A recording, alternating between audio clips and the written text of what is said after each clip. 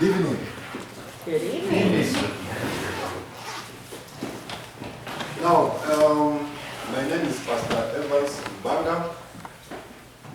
I come from Kenya, East Africa. Those who don't know where Kenya is, the East Africa side. I was born again in 1998. I've been serving the Lord since that time. So my brother Joseph invited me to speak to you guys. And what we are going to do today is just to share the word of God and let the Holy Spirit open up your heart and use this word to bring you to another level. Because I know you are not here by mistake. I know there is a reason why God has brought you here. So I just want you to open up your heart and let the Spirit come in. And when the Spirit comes in, I know that your life is never going to be the same again. So without further ado, I'm going to go straight to the word because that's what was invited to do. So just let us turn into the book of Ezekiel 37.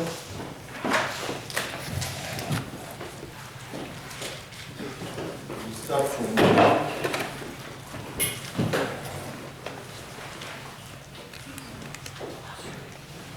If you found it, say amen. Ezekiel 31. 37, sorry. Yeah, Ezekiel 37.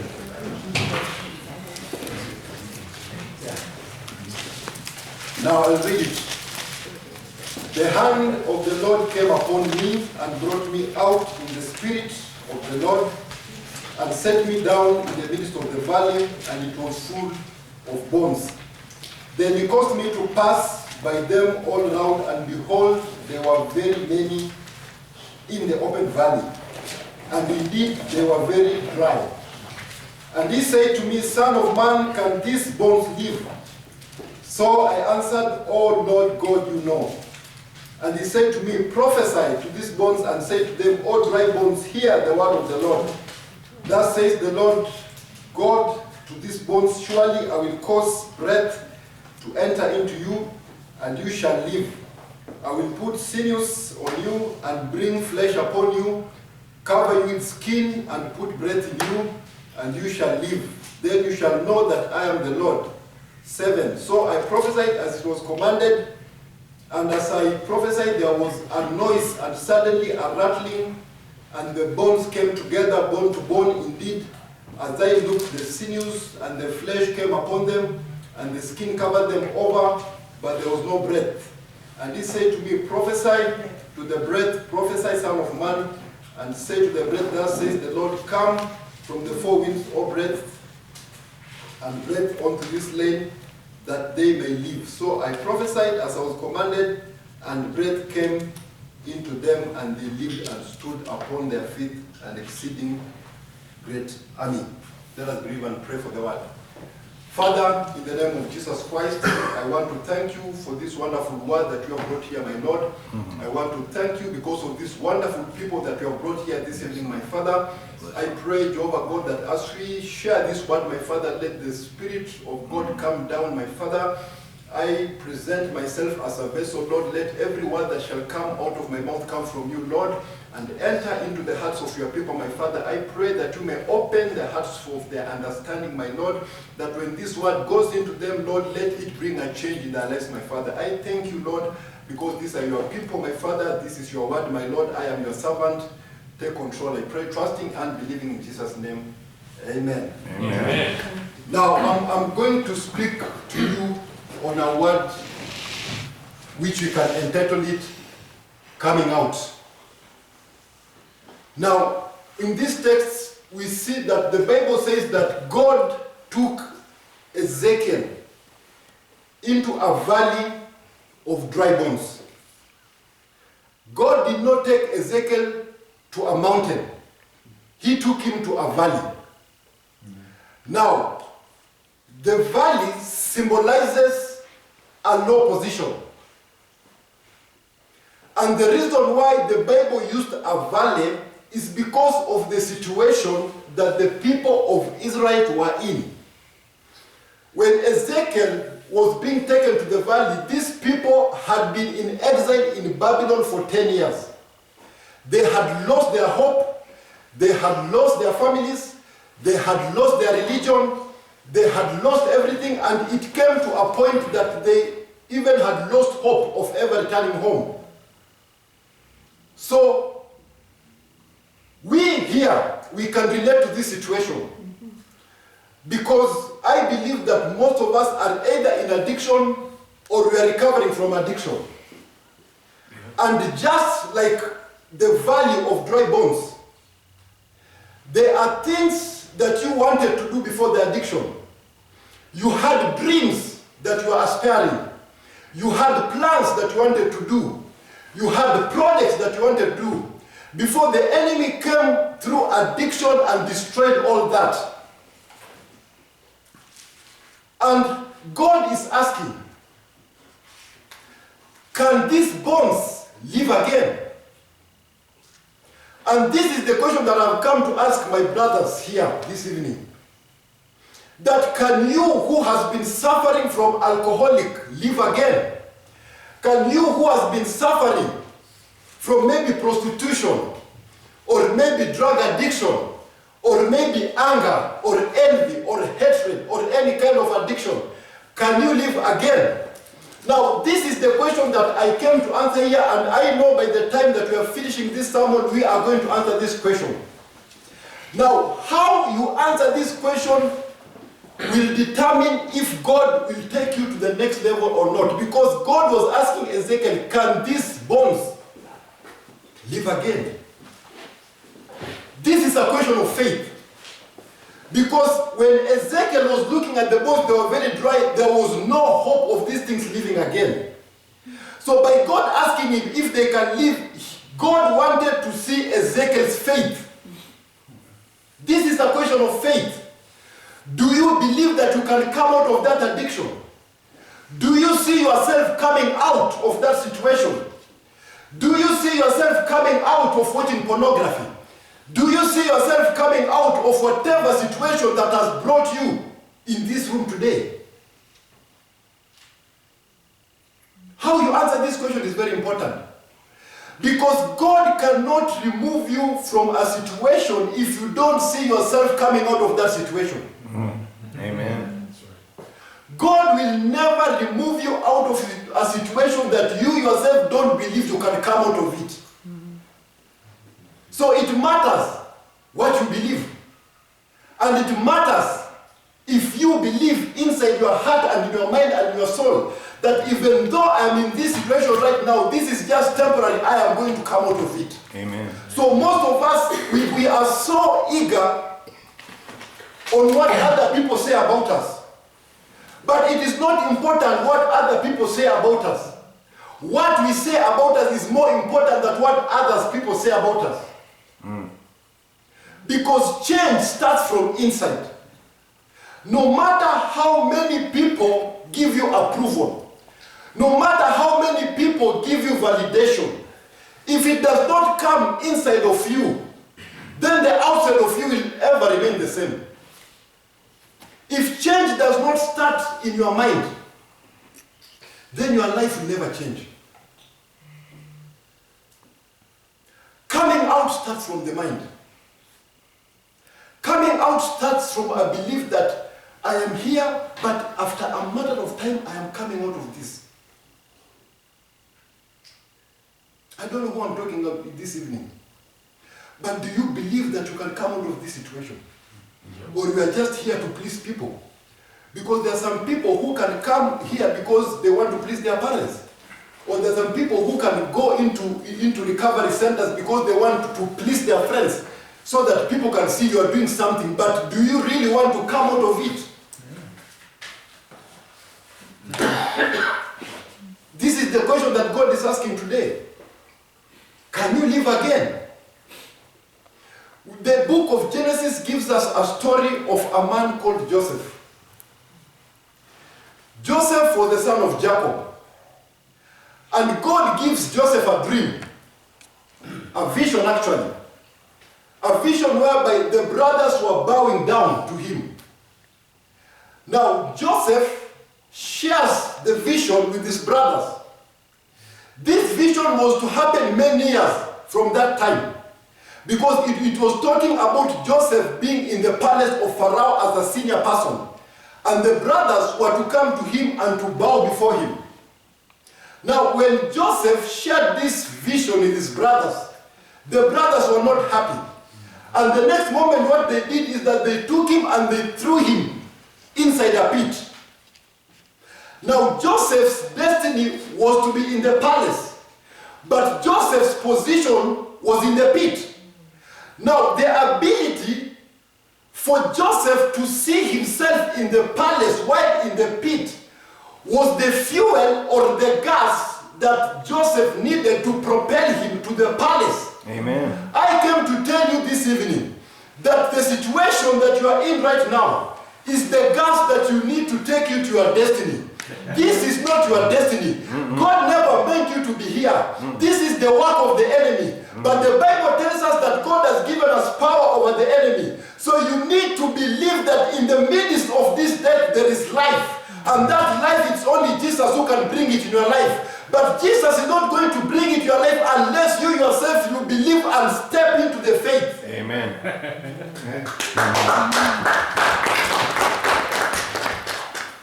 So you need faith to see yourself in the palace while still in the pit. You need faith to see yourself clean while you are still struggling in addiction.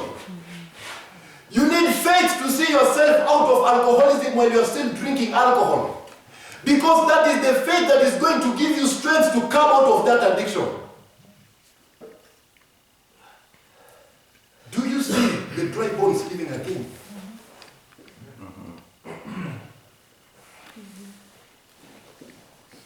So just because you are in that circumstances does not mean you belong in that circumstances. Jesus knew that even though I am on the cross right now, I don't belong here. Even though I am being nailed right now, I don't belong here. Even though I am in the grave right now, I don't belong here. Jesus knew that this was a 3-day affair and I'm coming out of it. And I came to declare to you that this is just a short affair and you are coming out of it. I don't care what stuff you are taking. It might be meth, it might be crack, it might be marijuana, it might be alcohol. It does not matter what you are taking. I came to declare to you that you are coming out of it. And we are here today to tell the enemy that you are not going to put me in this addiction. You are not going to put me in this bondage. You have been holding me for a long time. Yeah. You have been keeping me in addiction from 2015. You have kept me in it in 2016. You have kept me in it in 2017. You have kept me in it in 2018. In 2019, I was still struggling in it. But this is a brand new year. This is 2020. And I am coming out of it. When you come out of this door, go and tell that addiction that this is the last time you are seeing me in this situation. I am coming out of it.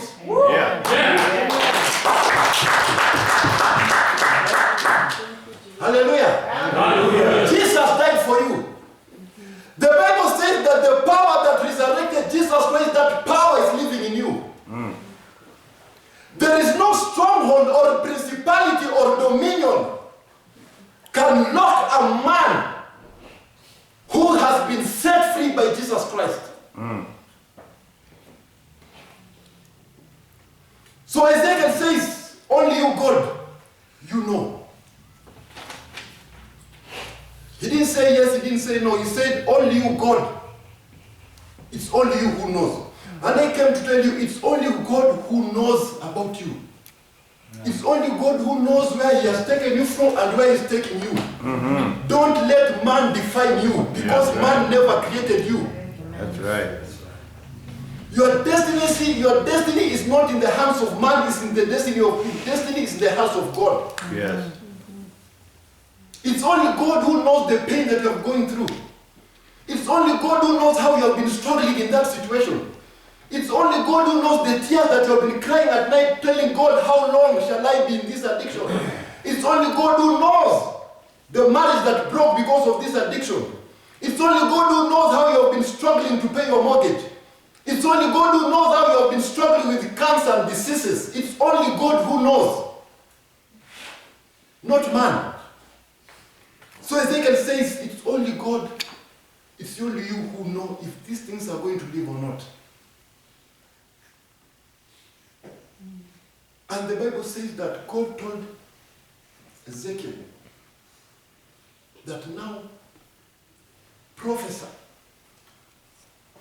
to these bones so that they can come back to life. Now, you need to know that after seeing yourself coming out of that situation, the first step is you seeing it. After seeing it, now you need to speak it. Because first of all, it was about seeing yourself coming out. Now God tells him, now start doing what? Prophesy to this situation. The Bible says that the power of life and death is in your tongue. And whatever you confess, That's that right. you will possess. Amen. Speak So life. God tells him, you speak it. You need to start prophesying into your life. When we go into the book of Genesis, we see how God created the earth. And the Bible says that God said, let there be, and it was. He said, let there be light, and there was light. He said, let there be this, and there was this. And then down there he says, now let us create man in my own image and likeness. So God created himself in us. That means that when God could declare let there be, he gave us the power to declare let there be. And Paul emphasizes this and says, now it is no longer I who lives, but God who lives in me. And because God lives in you, now you can also declare and say, let there be, and there will be. So because that power is in you, when you declare, it is not you declaring, Joseph. It is God in you that is declaring. So you have been given power to start declaring that whatever situation that is not according to the word of God must come out of your life. Amen. Start prophesying. Any situation that you don't like in your life, you have been given the power. You can speak life in your situation, and you can also speak death in your situation. Speak it. Because when you keep silent, it means that you are comfortable in that situation. There is no way you can put your hand in fire and be silent. You will make noise because you are uncomfortable. So any area of your life that you are uncomfortable, you must make noise. And that is why God says, speak it. If a chicken falls into a hole, that chicken knows very well that even though I'm in this hole, I don't belong here. So what it will do is that it will make noise until the owner of the chicken comes and removes it from the hole. And that chicken will not give the owner peace until the owner comes to remove it. It will make noise. This guy will not eat, will not sleep until he comes and removes the chicken from the hole. Now you need to know that you have an owner who's called God. He is the Alpha and the Omega. He is the life giver. He is the beginning and the end. So any situation that you are fallen in, any hole that you are fallen in, you are not supposed to keep quiet. You need to make noise until your owner comes and removes you from that situation. Any hole, it might be sin, it might be addiction, it might be alcoholism, that you are in that hole, you are making noise. You need to not give God peace until you come out of that situation. Amen. Make noise. Make noise in that pornography. Make noise in that situation. Make noise when you feel the urge to drink alcohol. Make noise until God comes and says, my son, I am bringing you out of this situation. How will he remove you if you are keeping quiet? How will he remove you if you are not speaking? He is telling the Israelites, I have heard your cries, which means they were crying. You need to cry to the Lord.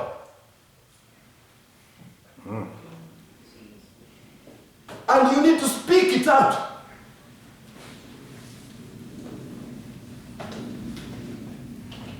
So what are you doing in that situation? Have you been silent, or have you been engaging your God to come out of this situation? Every time the people of Israel could get into trouble, the Bible says that they used to put on sackcloth and they would cry to God. They would even fast day and night and tell God, God, I'm not coming out of here until you change my situation. We need to get into that position where we are telling God, God, I'm not coming out of this until you remove me from this situation. this microwave Christianity, where we want to be so noble and holding our hands and telling God, you know, 2 minutes, got 2 minutes, brother. I am in this situation. Please come and remove me. No. We need to make noise. The Bible says that the power has been given to us to step over scorpion and serpent and every power of the enemy. And they say that nothing can harm us. Do you know the power that's in you? Just gotta move you. Do you know the ability that's in you?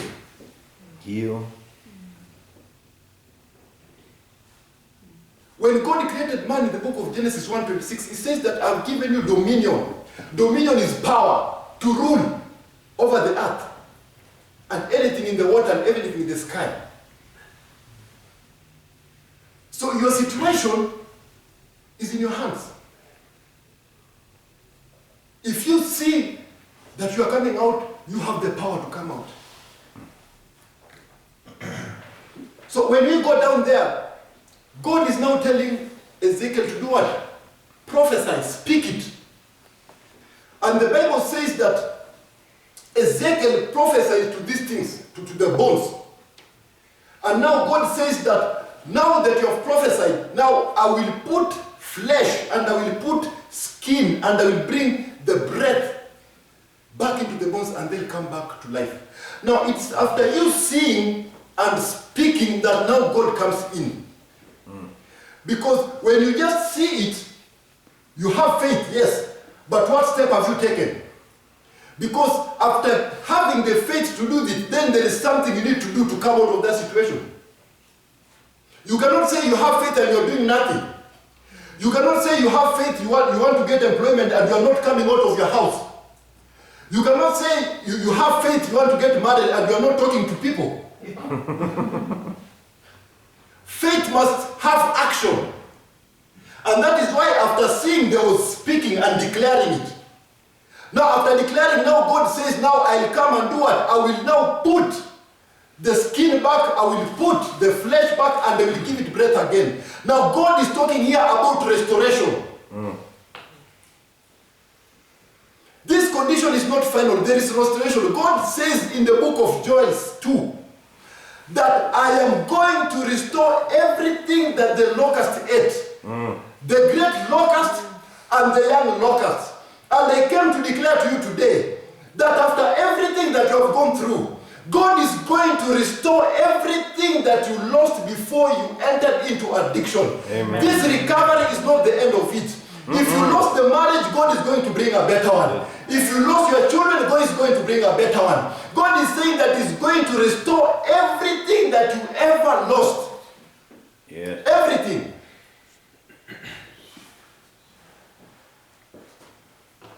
He says, I'm going to bring the flesh back. And I am going to put the skin back. God is talking about complete restoration. When God gets down to restore you, He'll not restore one side and leave the other side hanging.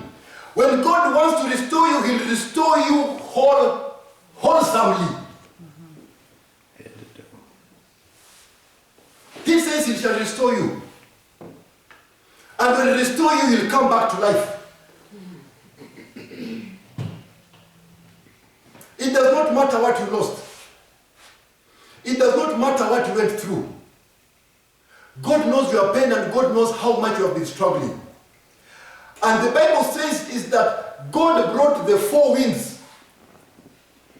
Now you need to know that 4 represents the 4 corners of the world. Now God says that the 4 winds will come and bring breath into you. Now you need to know that when God gets to restore you, you are not going only to be blessed in the west side of America because you live in Fallon City. God, when He comes down to restore you, even when you go to New York, you shall be blessed. Even when you go to Alaska, you shall be blessed. Even when you go down to Texas, you shall be blessed. The Bible tells us in the book of Joshua that God told Joshua that everywhere that you shall put your soul, that place I shall give you. The Bible says that you shall be blessed in the city and you shall be blessed in the country. So when God gets finished with you, Because I'm telling you this situation is temporary. God is just preparing you for good things. So I came to tell you, don't give up and don't lose faith. Don't give up. Don't think that the good old days are behind you. I came to tell you that the good days are in front of you. Still. God is saying that the latter days shall be better than the former days. Don't give up. Keep on moving.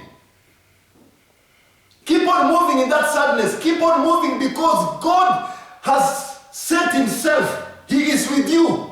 The Bible says that he has written you in the palm of his hands. Don't give up. Keep on moving. Because God is destroying that Goliath in front of you. Keep on moving. Because God is removing you from that den of lion. Keep on moving. Because God is destroying the enemy that has been tormenting you day and night. Keep on moving. Because God is opening the Red Sea that is before you. Keep on moving.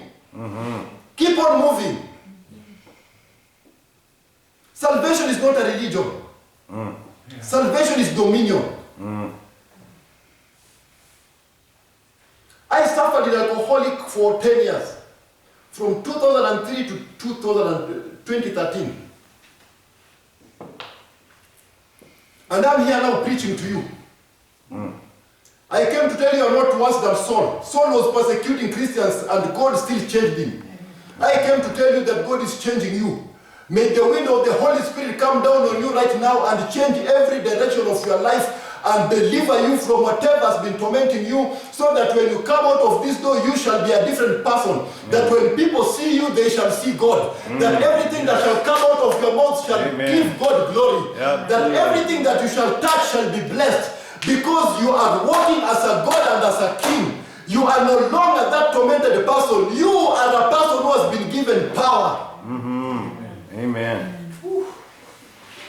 Don't give up. Don't give up. I came to tell you that this situation is temporary. There is no problem that is permanent. This is a preparation for the big things that God has put in the future. But it can only come if you trust in God. That he who started the journey is faithful to finish it. God has a reason why you are breathing today. There are people in the hospital. The reason why you are breathing is because there is a reason why God has purposed for you to be here. This situation is not permanent. And finally, as I finish, the Bible says that the wind came and the flesh came back and the skin came back and it was a great army. I came to declare you that you shall be great again. They might have laughed at you. They might have said that you are down and done. They might have said that you are not going to come out of that situation. They might have said that that situation was so bad that they don't see you making a person ever again. But I came to tell you that as it happened in the dry valley, it shall happen in your life. Amen. If they came as a great army, you are going to be great again. That's what he calls us. You are going to be great again. And God is going to restore everything that you ever lost. Everything. You need to trust in him. God says in the book of Numbers that I am not man to lie. Yeah, amen. He's not telling you just to please you. No. When God says you are coming out, you shall come out. Just got to profess it. So we need to come out and have that power in us. To tell the enemy that you have tormented me long enough, but your time is up in my life.